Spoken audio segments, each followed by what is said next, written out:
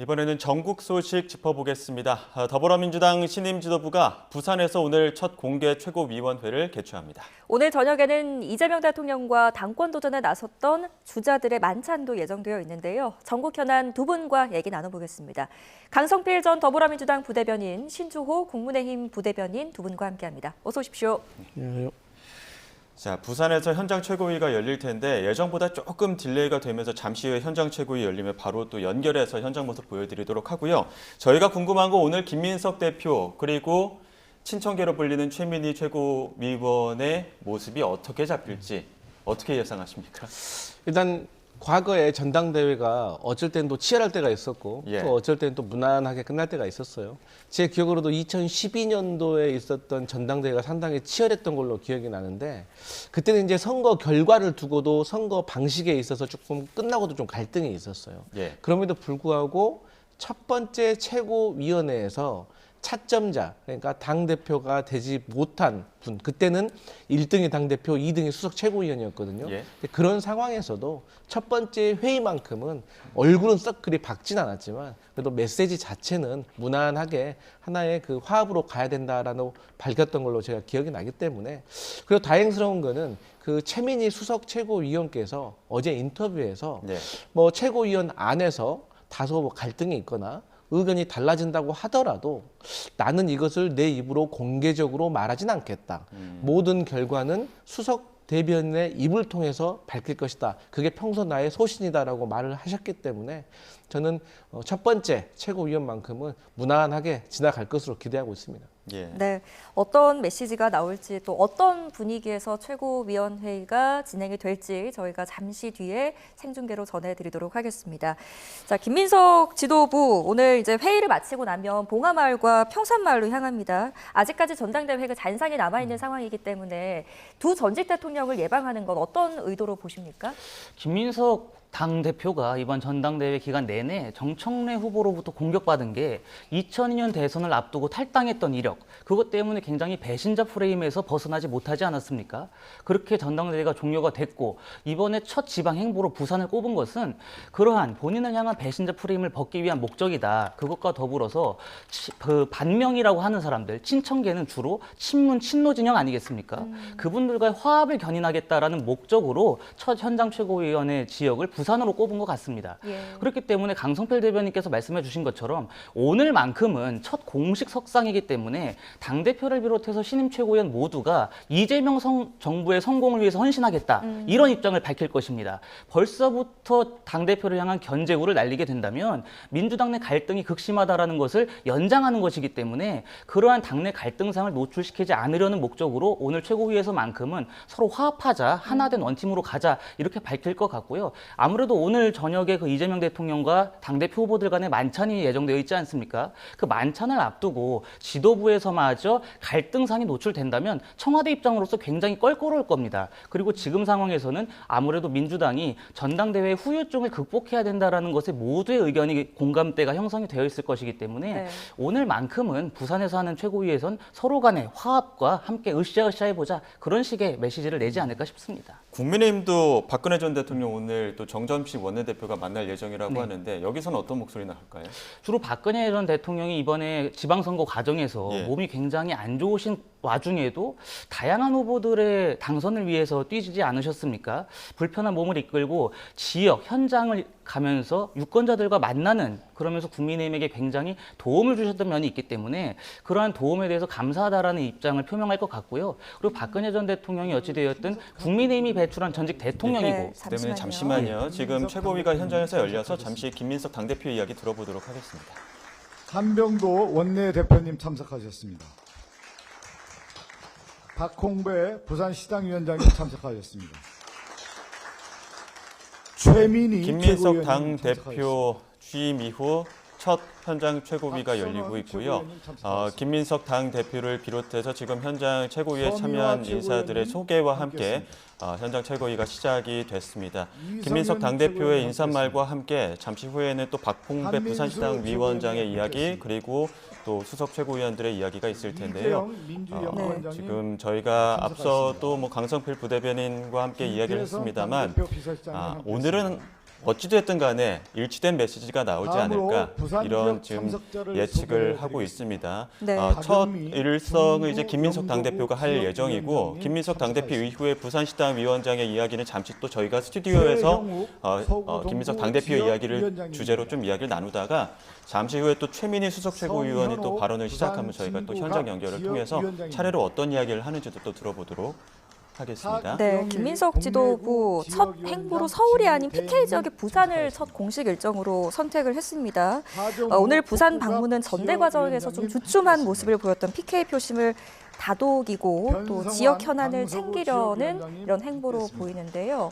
지금은 이제 참석자 소개가 진행되고 있고 잠시 뒤에 이 참석자들의 모두 발언이 진행될 예정입니다. 당대표, 원내대표, 시당위원장 이렇게 최고위원 순서대로 진행될 예정이고요.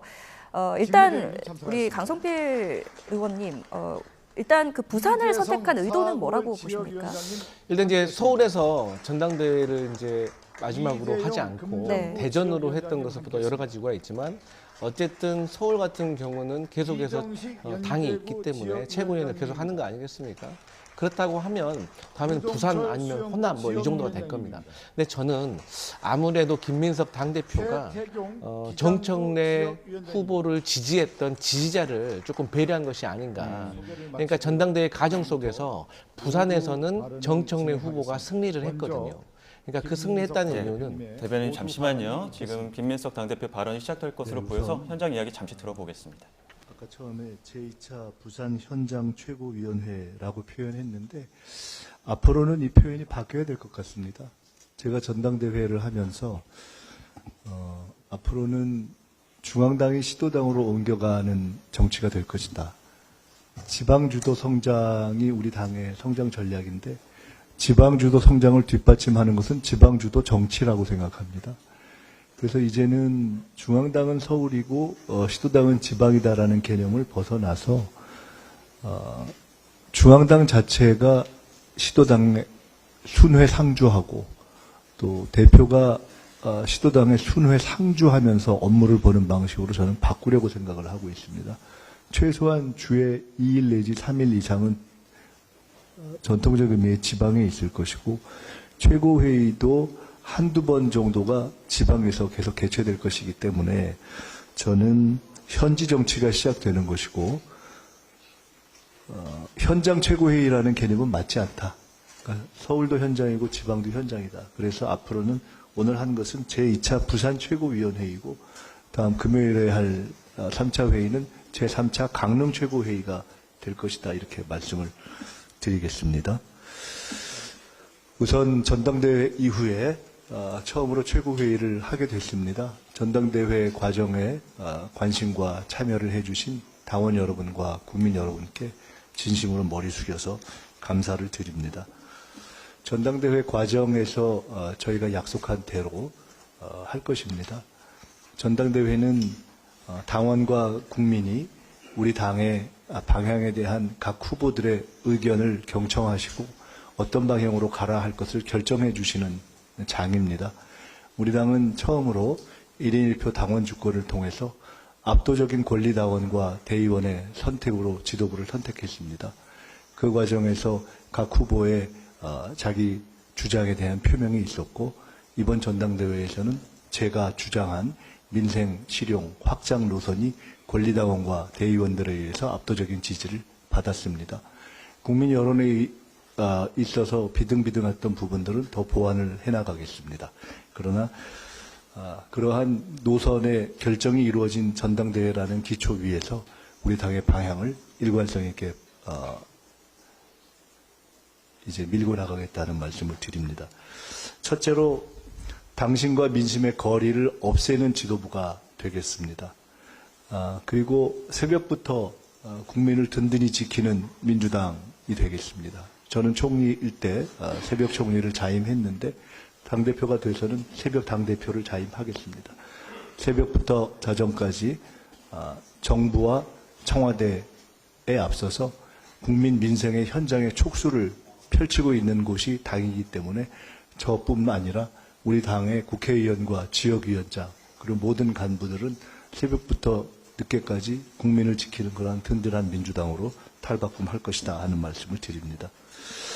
두 번째로 오늘 특별히 첫 공개 최고회의를 해양 수도이자 국가의 미래인 부산에서 갖게 된 것을 매우 뜻깊고 감사하게 생각합니다. 운명적이게도 전당대회를 마치자마자 제가 첫 이틀 동안 거제, 부산, 봉화, 평산, 김해, 양산 이틀 동안 지금 부산 경남을 계속 방문하게 되는 것 같습니다. 아시다시피 이재명 대통령께서 해수부 이전을 결단한 것은 그 이후에 우리 지역에도 중앙부처로 옮겨달라는 많은 요구가 있었지만 단호하게 중앙부처의 이전은 해수부밖에 없다라는 것으로 표명되었듯이 매우 큰 의미가 있습니다. 그래서 이재명 정부는 그리고 민주당은 해양 수도 부산의 성공에 운명을 함께하는 운명 공동체이다 이런 말씀을 드립니다. 오늘 아침에 전재수 시장님을 찾아서 응원한 것도 특별히 그런 의미가 있습니다. 앞으로 전재수 시장님의 필요와 요청 사항을 당은 전적으로 지원할 것입니다. 그중에서 구체적인 디테일은 다음에 차근차근 말씀드리도록 하고 원칙적인 것 한 가지만 말씀을 드리겠습니다. 부산 시민 여러분께서 정부와 손발을 맞출 시장을 뽑아주셨지만은 국회의원은 한 명도 없습니다. 지방의회는 소수입니다. 따라서 국회와 지방의회의 협력이 없이는 부산 시민이 원하는 시정을 펼쳐가기가 어렵습니다. 따라서 부산 시민 여러분께 호소드립니다. 민주당이 부산에서 국회의원과 지방의원의 안정적인 지원을 받지 못하는 시장을 전적으로 지원하는 역할을 할 테니 그 부분을 함께 도와주시기를 부탁드립니다. 특별히 국민의힘 소속의 국회의원과 지방의원 여러분들께도 부탁을 올립니다. 당을 떠나서 네, 김민석 대표의 이야기를 들어봤는데요. 잠시 후에 최민희 수석 최고위원 발언 시작하면 다시 한번 현장 연결하도록 하고요. 강성필 부대변인께서 열심히 메모를 하시던데 어떤 좀 발언을 주목하셨습니까? 일단 확실히 이제 당 대표가 바뀌니까 예. 이재명 대통령의 성과에 대해서 적극적으로 홍보하려고 하는구나라는 게 느껴졌어요. 그러니까 이재명 대통령이 취임을 하신 이후에 사실상 첫 번째 지방과 관련된 성과라고 보면 해양수산부를 부산으로 이전을 한 거거든요. 예. 사실 그게 이번 지방선거 때 전재수 의원을 부산시장으로 만든 데 큰 기여를 했다고 보는 거예요. 그러니까 그게 많은 오랫동안 수건 사업이었는데 그걸 지킨 거잖아요. 근데 그런 것에 대해서 다시 한번 부산 시민들에게 또 이렇게 얘기를 함으로 인해서 이재명 정부가 앞으로도 비록 우리가 부산에 국회의원은 없지만 계속해서 부산 시민을 위해서 우리가 열심히 일하겠다. 믿어달라. 다음 총선에서 좀 부산에서도 국회의원 만들어달라. 좀 그런 의미로 해석을 했습니다. 예. 어쨌든 간에 그 부산을 찾았다는 것은 첫 번째로 지금 김민석 지도부가 해야 될 거는 봉합, 통합, 화합, 삼합이 필요한데 그중에 가장 핵심이 부산에서 정청래 후보의 지지자가 많았기 때문에 그들도 달래는 것. 그리고 부산에서 최고위원을 열어야지 그 다음에 문재인 전 대통령을 예방하러 가는 이 동선도 수월한 거죠. 네. 또 문재인 전 대통령을 뵙고 또 문재인 대통령에게 또 예의를 또 지키는 모습이 지금까지 아무래도 정청래 후보를 지지하셨던 많은 또 친문 성향의 당원들과 지지자들에게 또 어필을 할 수 있는 그런 이미지를 세울 수가 있기 때문에 저는 부산을 첫 번째 최고위원 선정지로 했다 이렇게 보고 있습니다. 예. 네, 앞으로 그 최고위원회 그 지명직 2명도 정해야 되지 않습니까? 지금 주요 당직에는 어찌됐건 개파색이 좀 옅은 인물들을 배치를 해서 통합 이미지를 내세운 모습인데 지명직 2명은 어떻게 인물을 채울까요? 탕평책을 발휘할 거라고 보십니까? 아니면 의결권 확보에 더 힘을 가할 거라고 보세요? 지금 방금 김민석 당대표가 말씀하셨던 것 중에 제가 유심 있게 봤던 것이 뭐냐면 당의 방향을 일관성 있게 진행해 나가겠다라고 했습니다. 이것은 뭐냐면 당의 화합도 중요하지만 이재명 정부의 성공을 위해서 그 이재명 대통령에게 반대하는 진영, 그러니까 반명 진영이자 친청 진영에게 휘둘리지 않겠다라는 의지를 내포한 것으로 보입니다. 그렇기 때문에 지금 친청계 최고위원 3명이 지도부에 입성을 했습니다. 예. 그 3명은 당원과 국민들이 뽑아준 정통성이 있는 최고위원들이거든요. 그러한 최고위원들의 입김에 휘둘리지 않고 당내에서 김민석 당대표가 무언가 주도권을 쥐고 그립을 확보하기 확보하기 위해서라도 저는 탕평책보다는 당내 의결권을 위시한 그런 본인들 개파색을 띄운 사람들을 임명할 것으로 보입니다. 게다가 전당대회 과정에서 김민석 후보가 이제 청년을 배려하겠다라고 하면서 청년 최고위원을 임명하겠다라는 의지도 보이긴 했었는데 관련해서 여러 가지를 좀 두루 살펴봐야 되겠습니다만 지금 구성되어 있는 최고위의 의결권상 정청래 대표를 지지하는 분들을 최고위에 포함시키기는 굉장히 어려울 것으로 보입니다. 예. 강성필 부대변인께서 당내 사정을 더 많이 아시기 네. 때문에 여러 이야기들 많이 나오지 않습니까? 뭐 청년 한 명 아니면 또 네. 당헌상 뭐 영남 지역 인사 한 명 맞아요. 이렇게 좀 뽑을 것으로 예상하고 있는데 어떻게 보십니까? 일단 말씀하셨던 것처럼 청년과 관련돼 가지고 한 명을 좀 배려할 것 같고요. 그다음에 험지라든지 지역에 있어서 한 명 배려를 할 것 같습니다. 근데 이번에 최고위원회에서 박선원 최고위원 같은 경우는 전남 나주 출신, 그리고 서미화 의원 같은 경우 최고위원 같은 경우는 전남 무안 출신이기 때문에 호남은 나름대로 지역적 구성이 됐다고 생각합니다. 그렇기 때문에 영남 쪽에 험지에서 활동하셨던 분들 중에서 한 분 정도 지명을 하는 것이 맞다. 다만 이제 고민되는 지점은 임미애 후보, 최고위원 후보가 낙선은 했지만 예. 이분이 또 국회의원이면서 또 험지에서 오랫동안 당 생활을 하셨기 때문에 이분을 사실 지명직 최고위원으로 임명한 것도 괜찮았지만 방금 이번에 선거에서 낙선한 분을 예. 또 그것도 중간에 사퇴를 하신 분을 지명직으로 임명한다는 것은 또 어떤 형평성이라든지 오해를 볼 수 있기 때문에 이 부분에 있어서는 김민석 당대표께서 충분히 고민하시면 된다. 과거에도 송갑석 그 의원이 최고위원 떨어졌지만 이재명 당대표가 당시에 또 지명직으로 임명한 사례는 있습니다. 그리고 이제 청년 의미로서 한 명 지명을 해야 되는데 예. 지금까지 뭐 방송에 많이 나오셨던 분들, 뭐 인플루언서 같은 분들 많이 언급이 됐습니다. 근데 지금 현재 당내 분위기는 그런 분들보다는 그 당내 현직 의원들 중에서 조금 청년층에 있는 분들을 오히려 지명직으로 임명하는 것이 오히려 성과를 실질적으로 낼 수가 있다.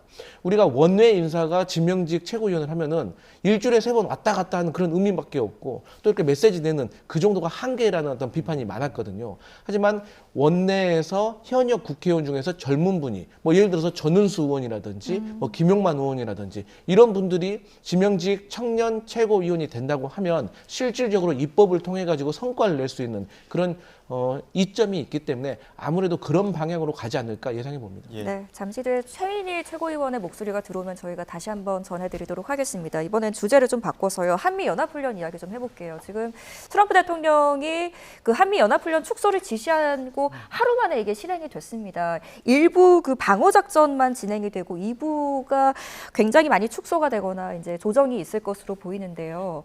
일단 트럼프 대통령의 의도는 뭐라고 보세요?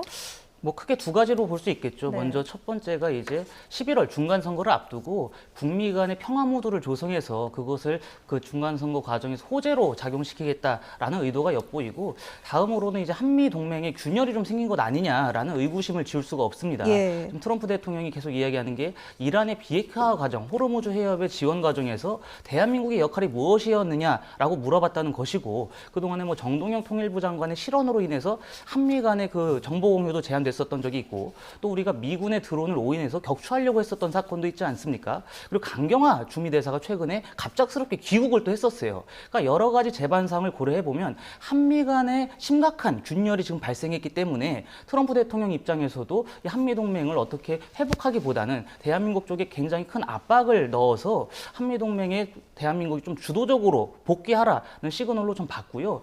그렇기 때문에 좀 상황을 고려를 해봐야 되겠습니다만 지금 브런슨 주한미군 사령관 같은 경우에 그동안에 한미연합훈련의 중요성을 굉장히 강조했었던 인사거든요.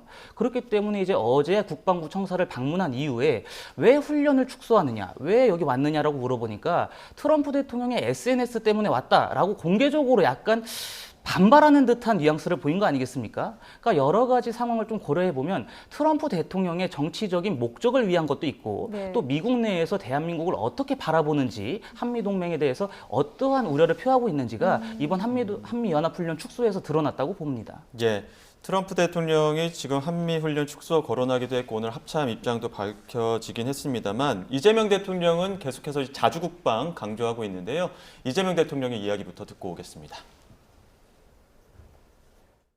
무기 체계와 전력 규모 측면에서 보면 이미 우리 스스로를 지킬 역량이 전 세계적으로 몇 번째 안에 들 정도입니다. 차고 넘친다고 해도 과언이 아닐 정도입니다. 전시작전권의 임기 내 완수를 당초 정부 계획에 따라서 차질 없이 추진해 나가야겠습니다. 견고한 한미동맹 또 자주적인 국방 역량 강화는 서로 필요 충분 조건입니다. 보다 건설적이고 굳건한 한미동맹의 미래를 상징할 핵잠수함 사업 추진에도 속도를 내주기 바랍니다.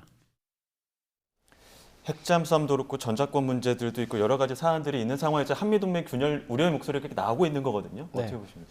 근데 사실 이제 외교에 대해서 그리고 국방에 대해서 조금 심도 있게 전문가들 얘기를 들어보면 이번에 트럼프 대통령이 한미 연합 군사 훈련을 축소하자고 한 거는 우리 대한민국으로서는 좋은 일이다 이렇게 평가를 하고 있어요. 그러니까 지금 온통 트럼프의 관심사는 11월 중간 선거에 있거든요. 그러면서 중간 선거에서 승리하기 위해서 가장 중요한 거는 경제적인 성과예요. 그럼 경제적인 성과를 내기 위해서 가장 핵심적인 요인은 미국의 국채 부담을 어떻게 줄일 것인가예요. 예. 그 국채 부담이 어느 정도 되냐면 미국의 국채의 하루 이자가 우리나라 돈으로 1,600억이에요. 그러니까 어마어마한 이 국채 부담을 줄여야 되는데 줄이기 위해서 처음으로 꺼내던 게 관세입니다. 예. 근데 관세는 사실상 이게 쇼잉이지 실질적인 효과는 없어요. 우리한테 대미 투자 3,500만 불. 그러니까 한 500억도 안 되는 돈인데 이자가 하루에 1,600억인데 500억 뭐 관세 대미 투자 한다고 해서 뭐 효과 있겠습니까? 이거는 민주당 정부는 퍼주기만 했는데 나 트럼프는 미국 시민들을 위해서 가져온다라는 이미지를 주는 건데 결국에 관세를 부과하다가 법원에 막혀버렸고 이게 관세를 부과하니까 보복 관세로 수입물가가 올랐어요.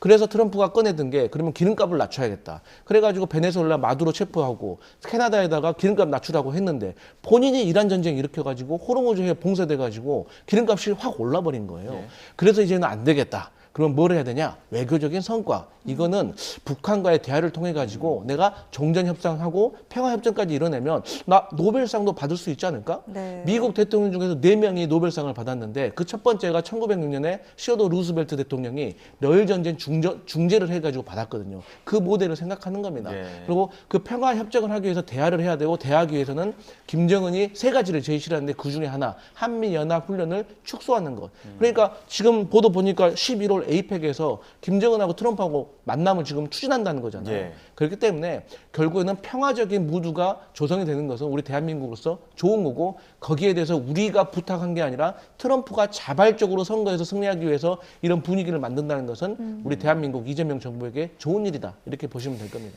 예, 지금 말씀하시는 중에 오늘 민주당 국토위원들과 정부가 국회에서 당정협의회를 열고 있는데요. 부동산 공급과 전세 사기 피해 대책 등을 논의하고 있습니다. 네, 이 자리에서 주택 공급을 위한 용산공원 개발 문제 등에 대해서도 당정 사이에 의견이 오갔는지 주목됩니다. 현장으로 바로 가보시죠.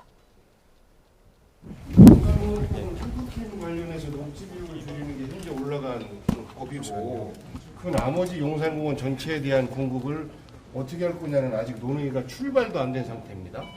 그러면 그 부지에 공급 여력이 있다라고 그 하면 여당 어떻게 간사 할 이야기 것인지에 대한 들어보시죠. 논의를 지금부터 시작하면 되는 거죠. 제가 개정안 처리 타임라인도 나온 건 없을까요? 상임위 늦어가지고 미안합니다. 타임라인 좀 알려주세요. 미안합니다. 네, 지금 복귀방 국회 국토위 여당 간사 이야기 잠시 듣고 오셨는데요. 현장에서 회의가 어떻게 진행됐는지 이와 관련해서는 저희가 현장 취재 기자 통해서 들어온 내용이 있으면 다시 한번 전해드리도록 하고요. 주제를 좀 바꿔서요. 정성호 법무부 장관 네. 지금 공식적으로 사직서 제출을 했습니다. 이달 초만 해도 이재명 대통령 잘 버티세요 했는데 더 이상 말리진 못한 것 같죠? 사실 이제 정가에서는 정성호 법무부 장관이 전당대회 끝나고 나면 사의를 직접 대통령께 건의를 하고 또 대통령께서도 수리하실 것이다라고 예상을 했었습니다. 네. 다만 이제 전당대회 과정에서 이 보안수사권 폐지 문제, 검찰 개혁과 관련된 문제가 사실 확대되면 이게 또 국민들 보기에 또 민주당의 이미지가 안 좋아질 수 있기 때문에 사실 서로 간에 좀 양해를 해서 조금 덮은 면이 있는 거죠. 근데 제가 정성호 장관이라고 하더라도 법무부 장관 하고 싶지가 않겠어요. 아니 무슨 법사위 가면은 같은 당 의원들이 무슨 야당도 아니고 계속해서 뭐 서류 흔들어가면서 장관에게 야당처럼 구는데 법무부 장관으로서 얼마나 굴욕적이겠습니까? 또 본인이 하고 있는 지금 보안사건 일부 존치라는 것이 국민적으로도 그게 맞다라고 하는 분위기 아니었습니까? 근데 집권 야당처럼 구고 있는 그 법사위원들에 대한 나름대로의 또 아쉬움도 있었을 것이고 그러다 이제 감정적인 문제보다는 내가 이제 나름대로 검찰 형사법도 통과됐으니까 이제는 그러면 내가 국회에 가서 조금 나름대로 이 미진한 부분을 좀 바로잡아야겠다. 라는 취지에서 전 대통령께서도 동의하신 거다 그렇게 봅니다. 네, 정성호 장관이 국회로 돌아가서 개정형사법 문제점을 바로잡겠다 이런 이야기도 했는데 일각에서는 이런 날선 반응도 있습니다. 장관으로 있을 때도 해결 못했으면서 의원으로 해결할 수 있겠느냐 이런 반응도 있는데 어떻게 보세요? 그렇죠. 굉장히 무책임하다는 인상을 지울 수가 없습니다. 정성호 장관이 법무부 장관이지만 국회의원이었어요. 그럼 이 보안수사권 안전 폐지에 관한 입법이 논의될 적에 민주당 의총에 가서 이 법안의 실질적인 문제점에 대해서 충분히 공론화하고 다른 동료 의원들을 설득할 수 있는 과정을 거치는 거 아니었겠습니까? 근데 그러한 과정을 거치지 못했다면 이재명 대통령도 보안수사권 안전 폐지에 대한 우려를 표명한 만큼 대통령께 거부권을 행사해달라 이렇게 요청을 할 수 있었어요. 근데 그렇게 하지 않고 지금은 마치 뒤에 숨어 있다가 공소 취소 이것이 공론화가 될 것 같으니까 법무부 장관직에서 물러난다. 이렇게 하니까 결국에 공소 취소라고 하는 그 큰 굴레에서 벗어나기 위한 도피성 사태 아니냐라는 의혹을 피할 수가 없는 것입니다. 정성호 법무부 장관이 여당의 의원들과 비공개로 만나면서 이 공소 취소라든지 혹은 보안수사권 폐지 문제가 얼마나 국민 상식과 괴리되어 있고 동떨어져 있는지에 대한 우려를 표명했다라는 거 아니겠습니까? 그러한 우려를 의총에 가서 말을 하거나 아니면 대통령께 의견을 전달해서 이러한 민생의 피해가 안 가게끔 하는데 최대한 방점을 찍었어야 되는데 그것이 아니라 여당 강경파에 끌려다니는 듯한 모습을 보이다가 이런 식으로 직에서 사퇴한다? 저는 굉장히 무책임하고 비겁한 처사라고 보입니다. 네, 이게 굉장히 중요한 전환기이기 때문에 검찰총장도 지금 대행의 대행이고 법무부까지 지금 차관 체제로 돌아간다고 하면 이게 전환점에서 중요한 역할을 할 수 있을 것이냐 이런 회의적인 시각이 많거든요. 맞아요. 사실 이제 그런 우려 충분히 하실 수 있다고 생각을 합니다. 예. 근데 우리가 이제 실무적으로 좀 접근을 해보면 이미 이제 형소법과 관련돼 가지고 이제 통과가 되고 그다음에 검찰 개혁이 사실상 끝난 마당에 지금 와서 중요한 거는 사실 중수청이 이제 행안부로 갔기 때문에 예. 중수청에 출범하기 전에 중수청에서 일을 할 수사관들 인력 확보를 어떻게 하느냐. 그러니까 지금 기존에 있는 검사들을 예. 어떻게 자연스럽게 법무부에서 행안부의 중수청으로 확보를 하느냐. 그게 가장 중요한 문제인 거지. 예. 사실상 이제 검찰청은 없어지고 공소청으로 바뀌고 또 공소청으로 갈 분들은 거의 다 있기 때문에 사실상 검찰총장보다는 앞으로 이제 공소청장을 누가 할 것인가에 대한 고민이 더 중요한 겁니다. 그런 차원에서 아무래도 법무부 장관이 이 일을 추진하는 과정에서 검사들을 좀 잘 달래고 그런 과정에서 이렇게 중수청과 잘 협조를 해서 넘길 수 있는 그런 역할은 필요하겠지만 어쨌든 지금 민주당이 판단을 했을 때는 국회에서 형소법에 대한 미진한 부분을 바로잡는 것이 국민 피해를 줄이는 것이기 때문에 그 부분에 조금 더 여점을 준 것 같다 그렇게 봅니다. 네, 옥지 측근 뭐 지금 행안부에서는 중수청장 국민 추천으로 받겠다 이렇게 중립성 확보하겠다라고는 하지만 지금 곳곳에서 나오는 우려를 잠재울 수 있을지는 저희가 좀 시간을 두고 지켜봐야겠습니다. 자, 국민의힘 얘기로 좀 넘어가 볼까요? 윤리위원회가 조경태 그리고 진종호 의원 등 비당권파 4인을 불러서 소명을 들었습니다. 진종호 의원이 기피 신청도 내고 지금 반발을 하고 있는 상황인데 향후의 상황 어떻게 흘러갈 거라고 보세요? 저는 이제 어제 징계 대상자가 조경태 의원, 권영진 의원, 서범수 의원, 진종호 의원 이 네 분 아니겠습니까? 이 네 분을 하나로 묶어서 보는 것은 조금 어폐가 있다고 봐요. 이 네 분 각각의 징계 사유를 저희가 세심히 들여다보고 분리를 해서 접근해야 될 필요가 있다. 특히 서범수, 진종호 두 의원 같은 경우에는 부산 돌려차기 사건 피해자와의 간담회 과정에서 실언을 한 거 아니겠습니까?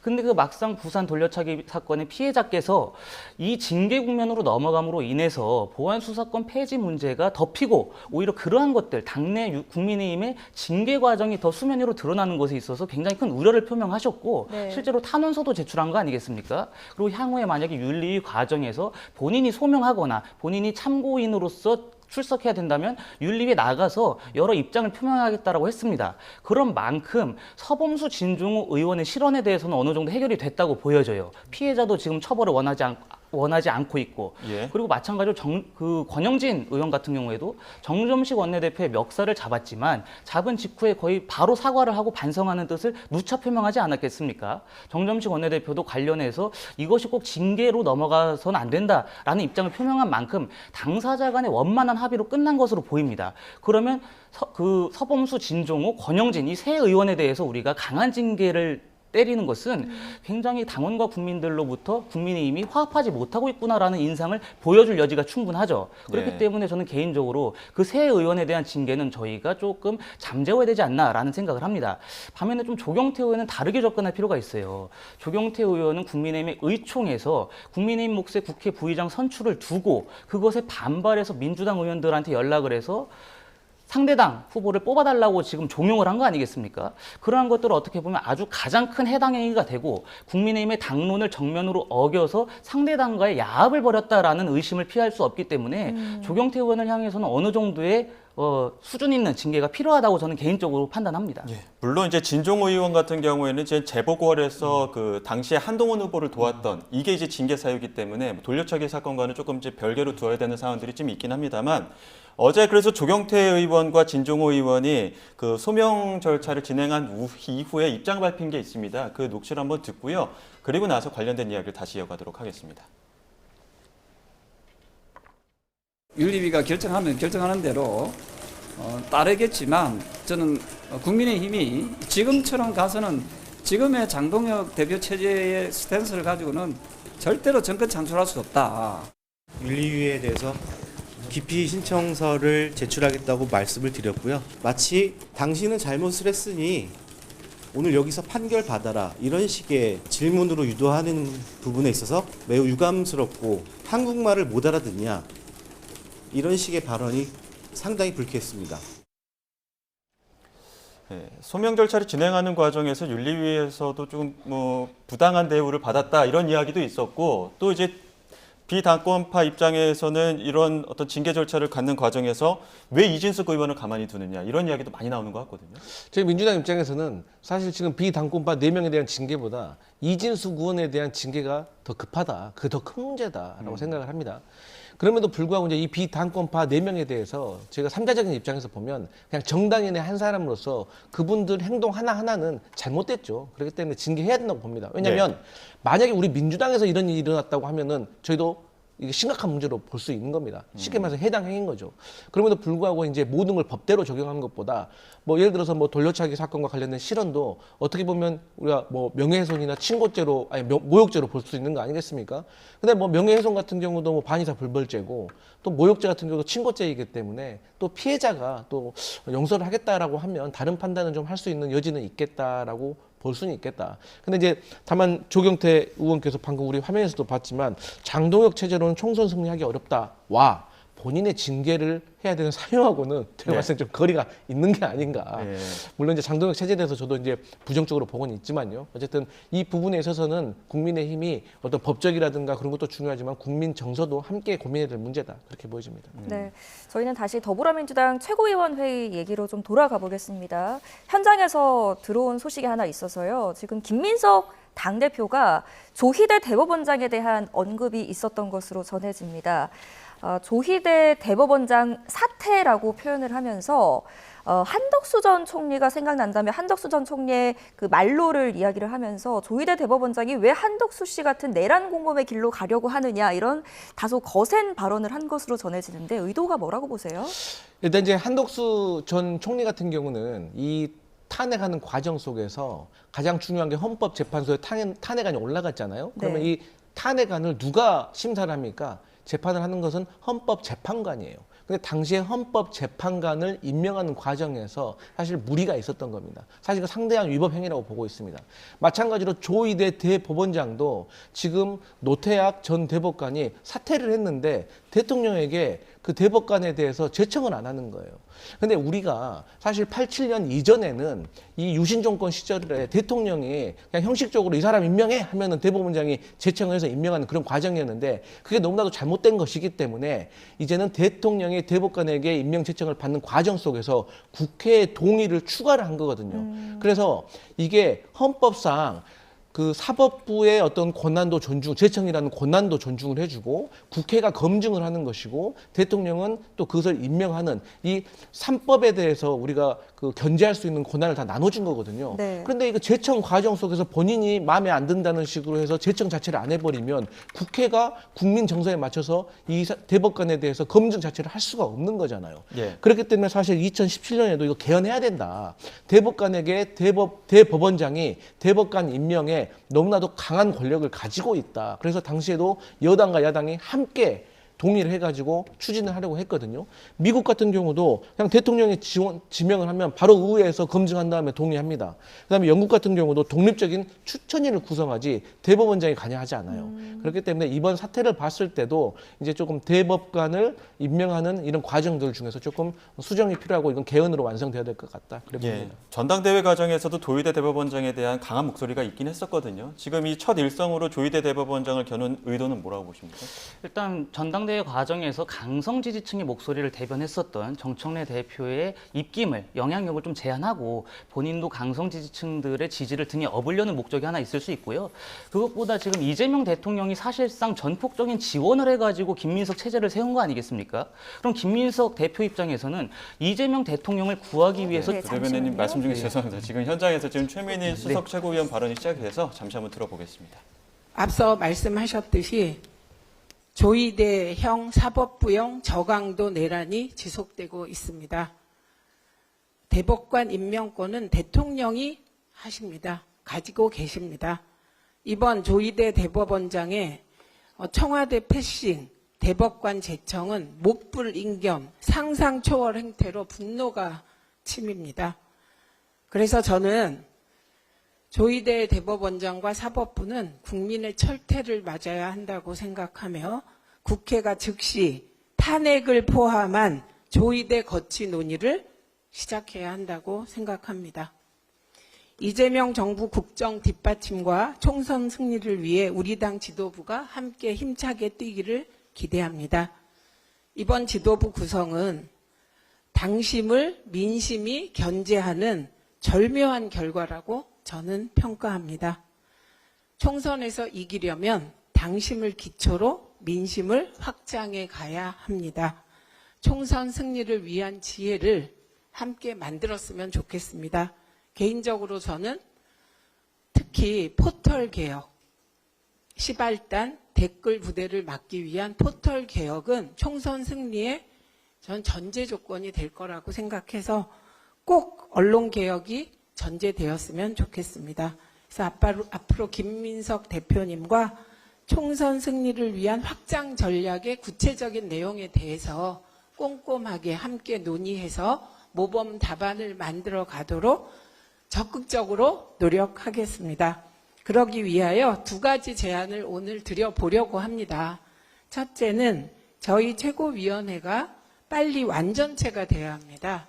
그래서 청년 최고위원이 임명되어야 한다고 생각하고 이 컨센서스는 전대 기간 중에 후보자 모두 동의한 것으로 압니다. 그런데 이미 전대위가 한 가지 제안을 했습니다.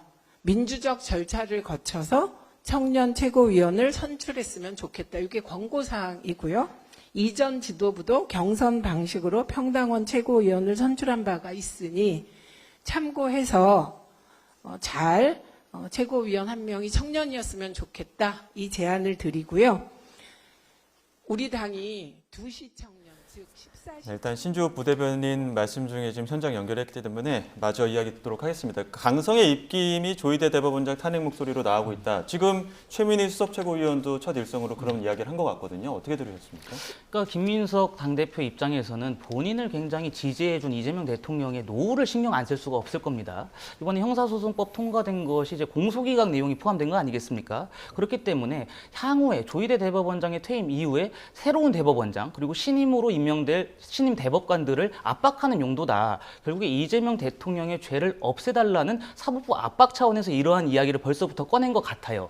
그러다 보니까 강성 지지층의 구미도 맞추면서 또 대통령의 죄를 없애주는 그런 여러 가지 복합적인 사안들을 고려한 최고위원 발언이 아닌가 싶고요. 결국에 이번에 조희대 대법원장의 대법관 제청 때문에 이런 발언을 지금 하는 거 아니겠습니까? 송영길 후보 같은 경우에도 굉장히 강도 높은 이야기를 꺼냈어요. 이런 건 뭐냐면 결국에 지금 대법원, 특히 사법부와 한판 승부를 벌이겠다라는 것으로 보이는데 그러한 모든 목적은 이재명 대통령의 죄를 없애주기 위한 그러한 정략적인 수단 이상도 이하도 아니라고 보입니다. 그러한 것들이 과연 국민들의 상식과 국민들의 시선에 얼마나 다가갈지 집권 여당으로서 좀 심도 있는 고민을 해봤으면 좋겠는데 그것이 아니라 벌써부터 강성적인 목소리 그리고 대통령의 죄를 없애주겠다라는 저는 아집만 보이는 상황에서 저는 국민들께서 굉장히 분개하실 거라고 봅니다. 네, 최민희 최고위원 전반적으로 그래도 김민석 당대표와 맥을 같이 하는 이야기로 일성을 했습니다. 어떻게 보셨어요? 그러니까 김민석 신임 당대표가 전 네. 전략을 잘 짠 것 같습니다. 그러니까 이제 당내 문제가 아니라 이제 밖으로, 그러니까 친청계, 그러니까 정청래 대표와 가까웠던 분들이 첫 번째 말했던 게 검찰개혁이고 두 번째가 검찰개혁 끝나면 사법개혁 가야 된다고 했기 때문에 그 아젠다를 맞춰줬다고 보면 되고 다만 하나 아쉬운 것이 청년 최고위원 지명직으로 해야 되는데 이것을 또 경선으로 한다? 네. 그럼 지금 선거 끝난 다음에 또 선거를 하자는 것은 괜히 혹시나 당내 분란이 일으킬 수 있기 때문에 저는 적절한 인물을 찾아서 합의를 해서 지명을 하는 게 맞다 그래 봅니다. 예, 알겠습니다. 여기까지 듣겠습니다. 지금까지 강성필 전 더불어민주당 부대변인, 신주호 국민의힘 부대변인 두 분과 함께했습니다. 고맙습니다.